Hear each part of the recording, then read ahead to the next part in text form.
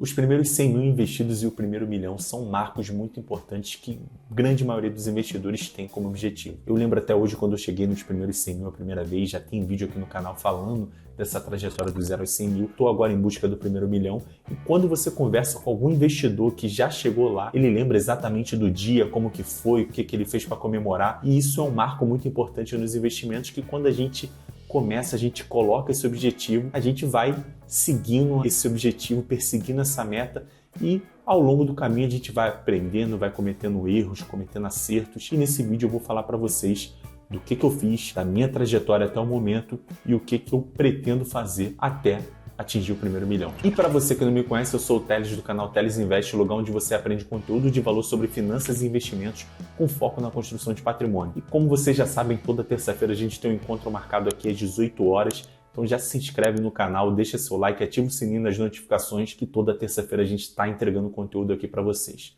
Vamos lá. Dá para dividir essa minha trajetória nos investimentos em 3 partes. A primeira, quando eu comecei lá do zero, em agosto de 2018, depois de eu ter quebrado a cara lá atrás, tentando ser day trader. Essa história que eu já contei no meu vídeo aí que eu gravei falando sobre minha trajetória do 0 aos 100 mil. Não vou me repetir aqui em relação a isso. Mas quando eu comprei minha primeira ação, lá em agosto de 2018, eu estava buscando aprender com os maiores investidores do mundo. Eu não tenho que aprender com um cara que já investe há 30, 40, 50 anos, porque isso aqui que eu vi eu sei que não funciona. Então eu tenho que aprender agora com um cara que já se provou no tempo. Eu li esse livro aqui do Benjamin Graham, que foi o mentor do Warren Buffett, que inclusive o Warren Buffett escreveu até o prefácio desse livro, só que é um livro muito antigo. E na época eu não tive o discernimento de entender isso, que muitas das coisas que falam nesse livro replicam uma época completamente diferente do mercado, né, onde os mercados não eram tão eficientes em precificar os ativos e que essa estratégia que é utilizada nesse livro aqui não funciona mais hoje da mesma forma. E o próprio Warren Buffett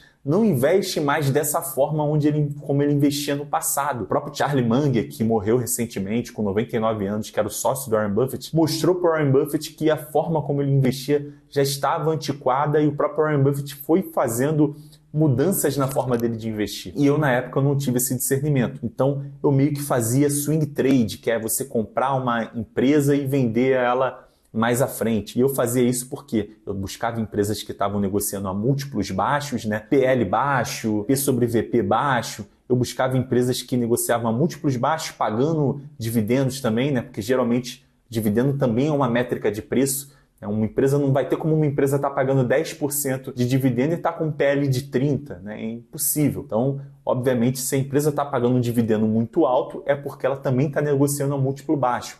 Só que no mercado de hoje, depois que eu atingi ali os primeiros 100 mil investindo e tal, eu fui começando a entender que o mercado de hoje ele não é tão fácil de você encontrar uma boa empresa negociando a múltiplos baixos, porque o mercado é muito eficiente hoje, muito mais eficiente do que era na época. Em períodos de crise aqui no Brasil, vez ou outra, eu ainda encontrava uma boa empresa que negociava ali no múltiplo mais baixo, mas não era a mesma coisa. Eu via que para eu comprar uma empresa excelente, aquelas empresas que entregam um crescimento absurdo, eu nunca conseguiria comprar no múltiplo baixo. Eu vi que a VEG, que era uma empresa excepcional, eu nunca conseguiria comprar ela no múltiplo baixo. A RD Saúde, né, que era a Raia Drogasil, eu nunca conseguiria comprar ela num preço baixo. TOTS, várias outras empresas excepcionais ali, Arezzo, nunca conseguiria comprar num múltiplo baixo. E aí eu vi que eu não estava montando a minha carteira com as melhores empresas. Então isso fez com que eu começasse a ver que eu tinha que mudar a minha estratégia de investimentos. Então, outra coisa também que eu acreditava é que eu não podia ter muita empresa. Então ali até meus 200 mil investidos eu ainda acreditava que eu não podia ter muita empresa, que eu tinha que ter no máximo ali 15, 20 empresas, porque se eu tivesse mais eu ia estar pulverizando. E aí na época eu sempre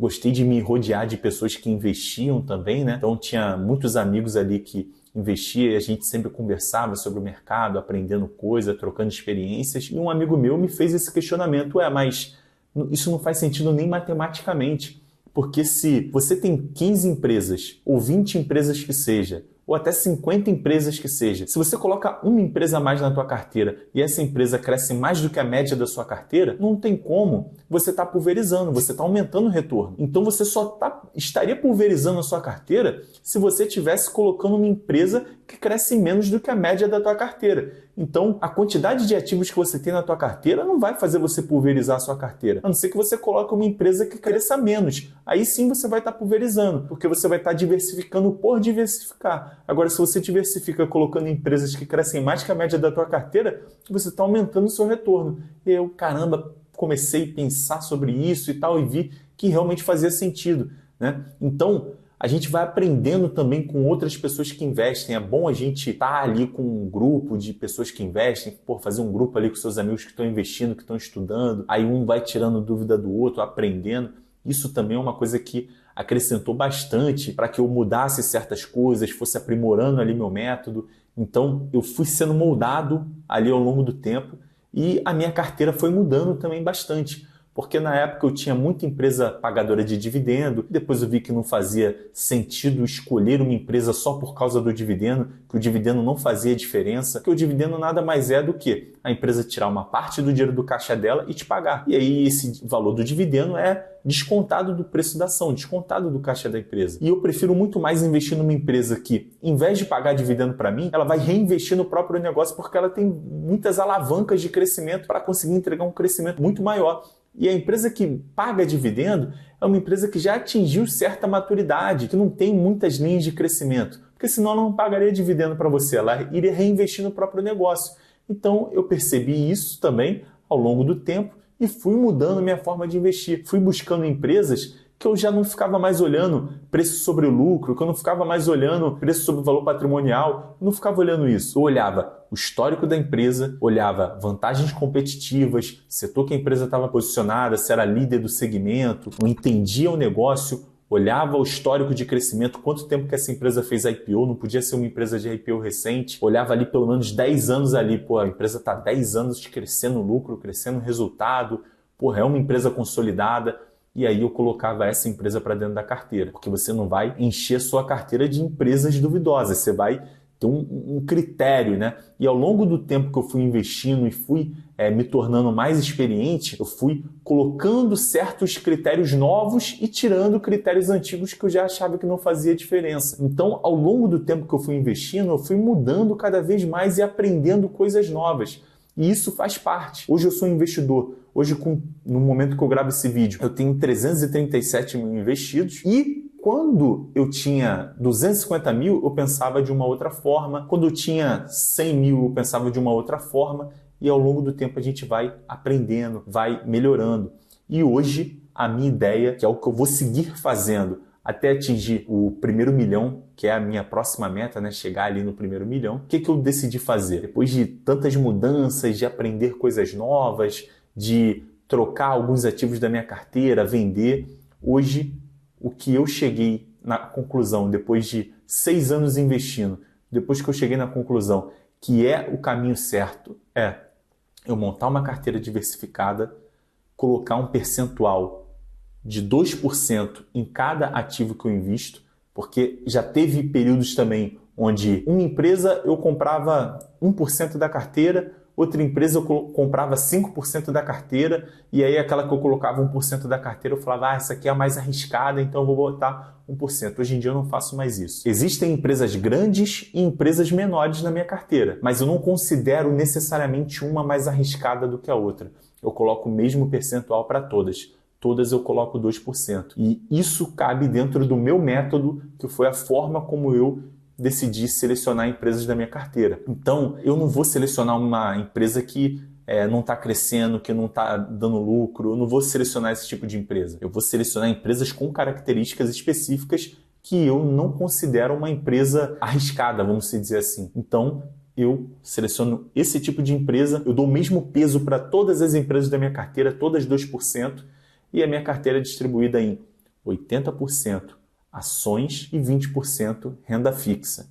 E aí, a parte das ações, né, são 17 empresas no Brasil e 23 empresas no exterior. Um total de 40 empresas. 40 vezes 2%, 80%. Essa é a forma como a minha carteira hoje, a carteira que eu quero chegar no milhão ali investido, tem que estar. né, e com 2% ali do patrimônio em cada empresa dessa carteira. Eu já estou com as 40 empresas investidas? Não estou ainda com as 40 empresas investidas, porque tem algumas empresas que eu ainda não comprei, porque eu tenho um valor mínimo que eu invisto em cada empresa. Como eu falei, a diversificação eu não é pegar todo o meu dinheiro e dividir 2% em cada um de uma vez só. Não, né, eu tenho um valor que eu coloco R$10.000 em cada empresa no Brasil e $2.000 em cada empresa no exterior. Então, eu divido dessa forma. Algumas vai ficar um pouco mais, outras vai ficar um pouco menos, mas não tem problema, né? Então, é dessa forma que eu divido a minha carteira e aí eu tenho tempo para ir analisando com calma qual vai ser a próxima empresa.